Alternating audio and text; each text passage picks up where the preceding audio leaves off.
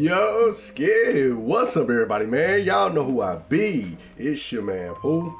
CYGG, and today I'm about to be making a reaction video to the most disrespectful moments in anime history, part 10. I don't got my ring light, so you know you gotta deal with the overhead lights for right now, but the link to the original video will be in the description below. Don't forget to like and subscribe and hit that notification button if you want to be notified when I'm making any video. With that being said, let's jump into this video. This dude really just got punched out of his clothes and sent flying across the block. This is the most embarrassing thing I've ever seen. Like, y'all realize this nigga can't ever show his face in public ever again, right? Because he gonna be walking down the street one day and they gonna be like, oh my God, you're the guy that went viral on Twitter for getting punched out of his clothes and was wearing some tight ass tidy whities. Like, dude, you're cooked for life. Alrighty, ladies and gentlemen, welcome back to another installment of the most disrespectful moments in anime history with a twist. I'm gonna be real with y'all, the twist ain't revealed till like the last moment, technically not to the end, but today we got 5 of some of the most unhinged, diabolical, jaw-dropping moments to ever be animated. So let's not waste no more time. Without further ado, alrighty, ladies and gentlemen, let's get right to it. Moment number 1, Osaragi teaching Dump how to praise God. Man, yo, let me tell y'all, bro. Shorty right here, Osaragi. Right now, I'm still watching Sakamoto Days on Netflix. I might have said it wrong, but I haven't finished it yet. So some of this may be new to me, it may be spoilers, but I know I watched the few episodes. I ain't watched the whole season yet. I'm currently watching it. Is a bona fide demon. And again, this is another case where you could just tell by her appearance. Her daily fit is a funeral dress. She dresses for the occasion while she is out here killing us with it. Yeah, like old girl in Spy Family. Like old girl in Spy Family, when she get ready to do stuff, she dressed in that same fit. No emotion at all. She is literally the Grim Reaper. And old girl right here, Dawgs, had a one-on-one date with the Grim Reaper herself.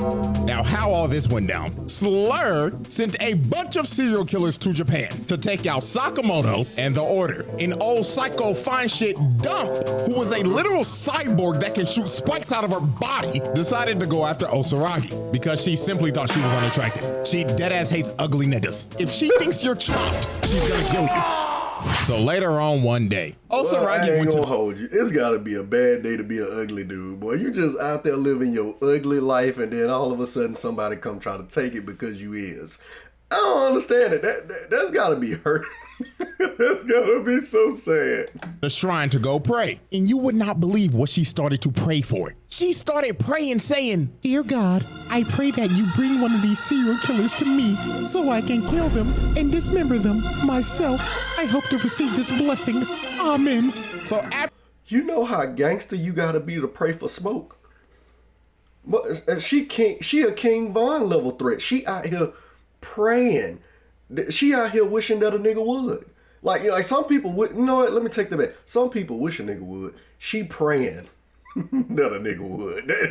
That's a difference. After she finished praying, Dump pulls up right behind her. Her prayers were answered immediately. So she shoots a spike from her body, trying to impale Osaragi. But Osaragi somehow blocked her attack with a coin. And she's saying after that, "Oh, thank God, my prayers have been answered. I'm about to kill a bitch today." So now I want y'all to prepare yourselves to see one of the most disrespectful things I've ever seen. Shorty told Dump, "Hello, ma'am.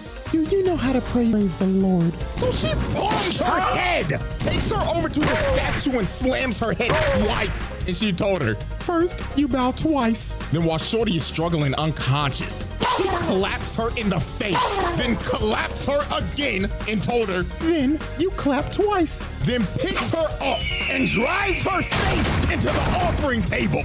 Then after she planted her face in the table, last thing she said was, "And don't forget, make your offering," and flicks a coin at her unconscious body just face planted in the ground. So after she just got embarrassed, Freaky psycho fine shit gets up and start licking her lips and saying, "Ooh, I can't wait to give you a makeover, you chopped ass bitch." So Dump tries to attack her again, but Osaragi blocks that attack again, this time with a briefcase, and Dump started getting pissed off because Osaragi's just toying with her. She's blocked both of her attacks with a coin and a briefcase and was beating the hell out of her while she was praising God. So Dump just goes unga bunga on her, shooting her spikes at her. So Osaragi jumps up trying to dodge it, but Dump ends up taking away her briefcase from her and throws it out the window. And yo, look at the disappointment in her face. She's not enthused at all. This just pissed her off. I mean, I'm gonna be honest.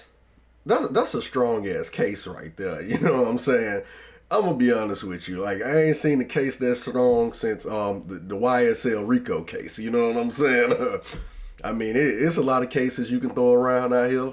The Diddy trial being one of them. But some of them, no matter how far you throw them, no matter how much you do to them, they just won't break. Kind of like my iPhone case that I'm going to be sponsoring today. No, I'm just playing. In her head, "Oh my God, my precious." So after throwing her money in the bank briefcase overboard, Osaragi officially stopped fucking around. She ripped down and kicked the temple bell at her, sending Psycho Fine Shit to a different map. So after Dump just got hit with the stage change, she started doing some freaky shit. I kid you not, she started shooting the spikes out of her titties. And then after that, she started licking her lips. Oh, hell nah. Yeah, I'm gonna be real. I can't call her fine shit no more. This is too freaky. Her new name from now on is Freaky Spike Bitch or some shit. I don't know. Anyways, when Freaky Spike Bitch. Look here, you don't talk about FSP like that. All right, you leave FSP alone. In this case, it should be FPS the way she moving through these frames, getting her ass whooped.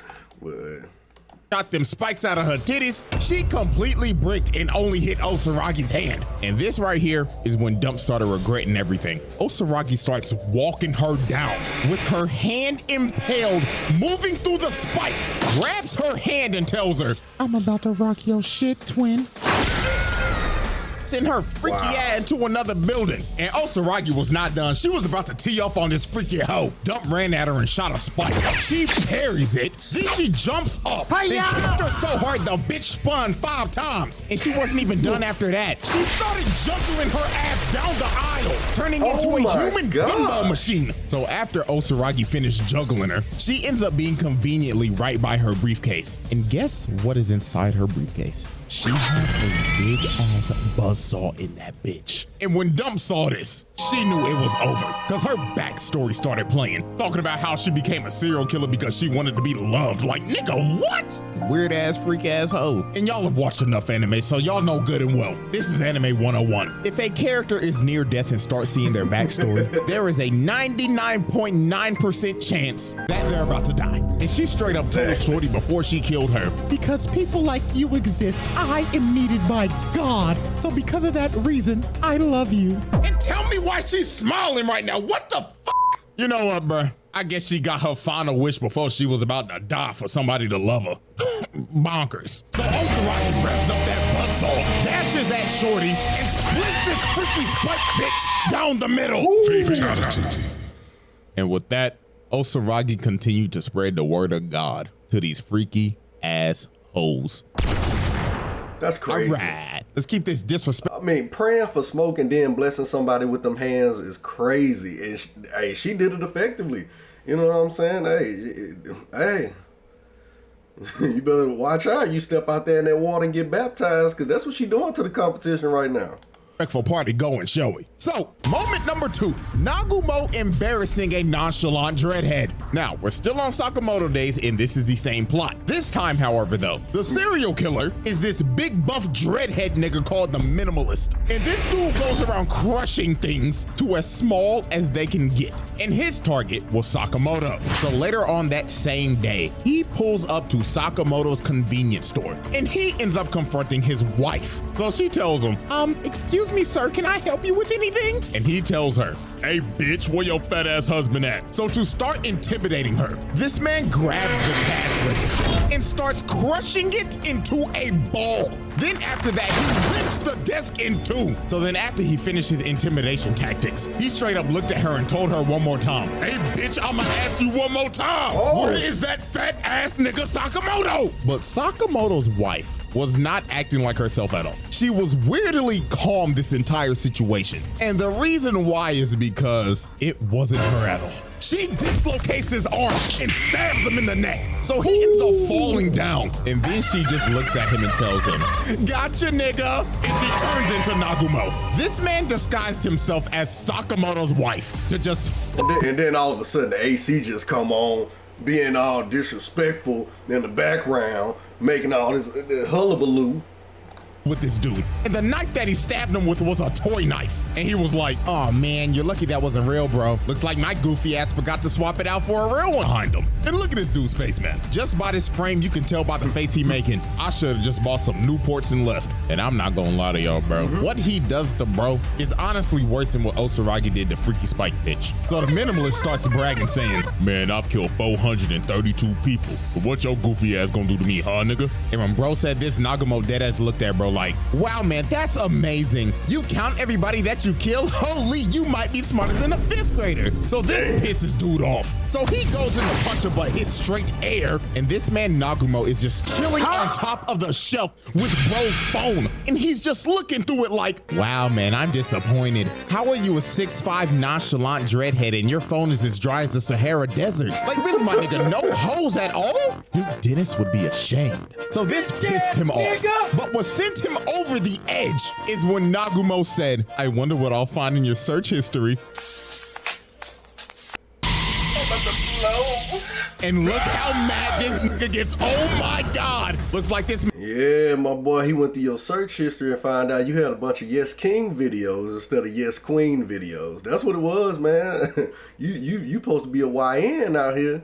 And you looking at the YNs, man. You looking at the BB. You know what? We're not gonna get into it. Man does not use the incognito browser for you know what. And he like, "I'ma kill you, nigga." So he starts to chuck metal balls at Nagumo, but bro was just casually dodging every single one. So after this man just tried to hit him for like 5 minutes straight, the entire convenience store is wrecked and Nagumo just disappeared. The bro got impatient and started to look for him. So he opens this cooler, and when he's digging through it, trying to look through it, another version of himself pops up and starts choking this man through the glass and rips him through the door. And just look at this man. Dude is getting choked out by himself. And Nagumo turns back like, "Gotcha, nigga." So he throws him across the room and starts opening his briefcase and says, "I'll let you choose how you die." As this man pulls out a weapon with 6 attachments. And he tells him, "Pick a number 1 through 6. So the minimalist just loses it and tries to crush him. But Nagumo just tells bro, "Oh man, you're no fun. So looks like we're rolling the die." And yo, I'ma tell you, this is one of the nastiest things I've ever seen. He shows his hands and he's like, "Ooh, where did it go?" And it ended up being in his mouth. So he spat out number 3. So Nagumo grabbed his head with a oversized can opener and cut his head clean off. Fatality. It's like old dude off Hunter x Hunter when they I forgot, dang, with that little sight. And then I forgot he did. It's been so long since I watched Hunter x Hunter. I know my boy Hunter went crazy behind him. I mean, Gone went crazy behind him when he passed. P2 killed him. But dang, man, I'm trying to remember how his power worked. Their powers kind of work similar. Yeah, man, this is one of the most disrespectful things I've ever seen. From going through this man's phone, choking him to death with his own body, doing a magic trick mid-fight, then killing him with an oversized can opener? Yeah, man, this dude just went out sad.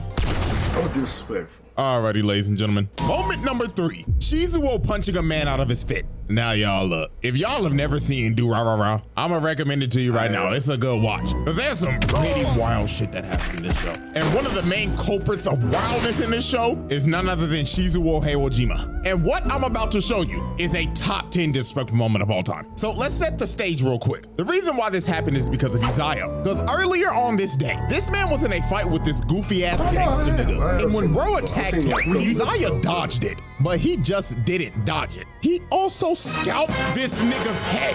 He gave bro a bald spot of doom right in front of the girls he was trying to impress. So this nigga was quite literally scaring the hoes. So he either has to cut that shit off and restart or spend thousands of dollars on a hair transplant. Now I want y'all to remember this dude because he's gonna be back later. So now we fast forward 5 minutes later. So Isaiah is just chilling on the street talking to Mikado. But while this man was just having a conversation, a trash can comes flying and hits Isaiah across the head. And the person who threw that trash can was Shizuo. And bro was not here to goof around. He was ready to fight. Man, you know how different, you know how angry you gotta be to 30-yard pass a damn trash can at somebody's head.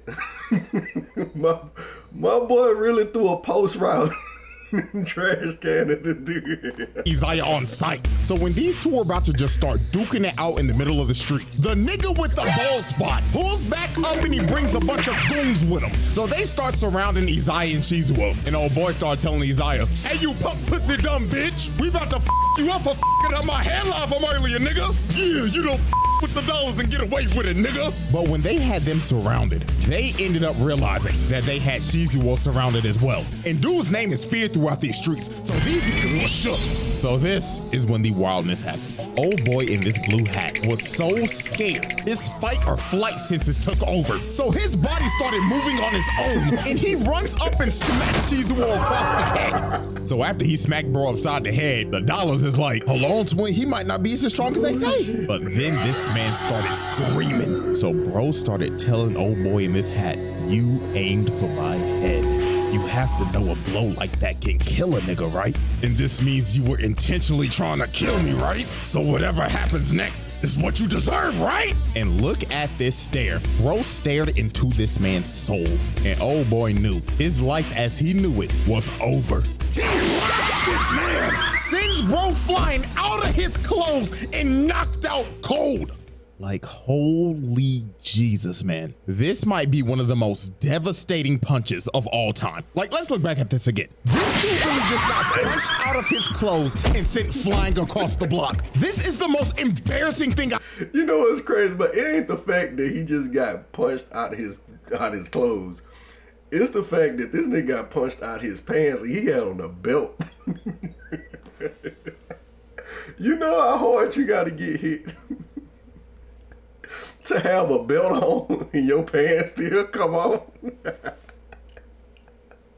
nigga hit him out of I've ever seen. Like, y'all realize this nigga can't ever show his face in public ever again, right? Because he gonna be walking down the street one day and they gonna be like, "Oh my God, you're the guy that went viral on Twitter for getting punched out of his clothes and was wearing some tight ass tidy whities." Like, dude, you're cooked for life. And just look at him twitching over there like a dead buck. Like, oh my God. And then he started twerking. So after that happened, Shizuo was not done because every one of these gang members now have a receipt that needs to be paid. So he goes after the gang members. Look at dude right here. He was avidly trying to run away, but Shizuo said, "Nah, nigga," as he threw him into another person and just started bodying every single gang member. And look at old ball spot. This man fearing for his life, thinking in his head like, "Oh God, the rumors were true. This nigga really is Ikabokuru's King Fan." So the dudes behind him was like, "Nah, we're out, bro." As Shizuo runs up behind Baldy and kicked him so hard, the beanie fell off his head so the world could see that beautiful bald spot. So while he was beating the hell out of everybody, Isaiah was like, "Yep, I'm out of here." But Shizuo looked at him like, "Hell nah, nigga," as he picks up a vending machine and tries to throw it at this man. But that brother Simon came from the roof to stop the vending machine from hitting this man, bro. But yeah, man, that's the moment, bro. This man threw a trash can cross map, punched a man out of his clothes, and bodied an entire gang after that. Like, dude, what the And the Sanjay thing. All right, let's keep it pushing. Moment number 4, Ichigo calling an ambulance before a fight. Yep, we're finally doing this moment. Now this is quick, but this moment is a absolute classic. So these dudes were bullying Chad. And I don't know why, but out of all the people you chose to bully Chad? You chose to bully a buff ass 6'5" Latino nigga that looked like he pushing 30, but he's 16? Yeah, these dudes deserve every amount of ass whooping that they got, cause this is just idiotic. So earlier on in the day, our boy Chad was just walking and chilling, listening to some music and minding his own business. Now these two idiots decided to sneak Chad with this big ass rock. Like, dude, you know you can kill a person with this size of a rock, right? Like, these dudes was trying to catch a case. So he comes behind Chad and hits him across the head. So later on that day, Chad wakes up surrounded by a bunch of bullies, and in front of him is this ugly ass nigga. Like, if you looked up the definition of chopped, bro would be the first person that pops up on Google Images. Jesus, man. So old Chop dude decides to rip off Chad's amulet, and before he was about to break it, he said, "You know who else is chopped? My mom." This man Ichigo really my mom. You wanna know who else is ugly? My mom. The muscle man still be funny as hell to me. Drive-by on this chopped ass nigga and rode him like a skateboard. So after Ichigo laid bro out, he starts picking bro's pockets and takes his phone. So old Chop dude is like, "Wait, I didn't get to finish my joke. Do you want to know who else is chopped?